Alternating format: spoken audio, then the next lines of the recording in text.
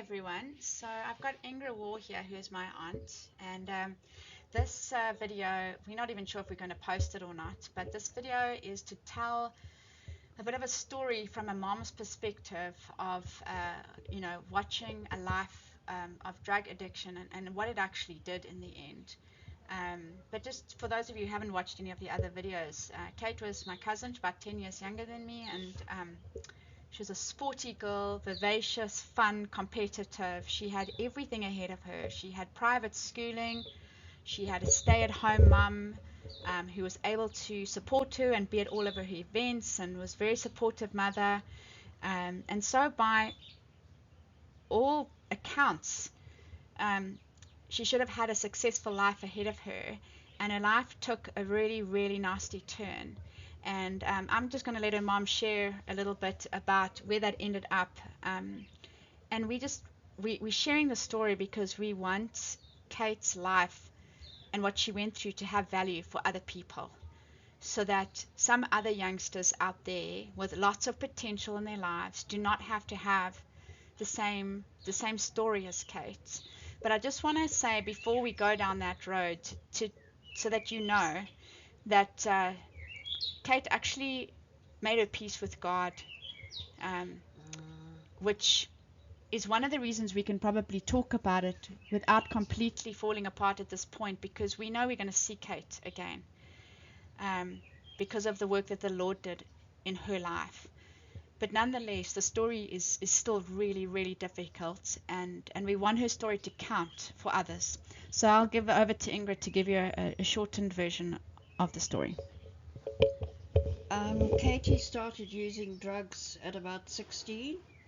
Even at that time, she still had life-saving and swimming and hockey provincial colours, and that just got worse and worse. She was expelled from school, and then we used to send her to rehabs. She'd go to rehab for 6-7 months. Normally, she went to a Christian rehab in the Karoo, and then she'd come back and we'd have our old daughter with us, and up to sometimes a year with no use of drugs, and then she would slowly slide back into it, because as she used to say to us, once the dealers have their claws in you, it's very hard to shake them off. Katie's last few days at home, her last day was Mother's Day, and she and I sat on our veranda and she told me all her dreams that she had. She wanted to be a psychologist in the morning and teach swimming in the afternoon, and that was her biggest dream. She went to bed very happily singing in her bedroom, and she said to me, "Wake me up early because my exams are coming up." The next morning I went into her bedroom and I called her, and I couldn't understand why she didn't respond. Grabbed her arms in an icy cold, and then I walked round to the front, and I could see, even though she was sitting up, she had died. And the problem is with heroin and ketamine and drugs like that, what happens is the brain stops functioning. So as a result, the lungs and the heart stop functioning. So basically, she died of a heart attack. And she had a friend who was also very bright, got a bursary to go to Rhodes, etc. And a year later to the day, she also died of an overdose.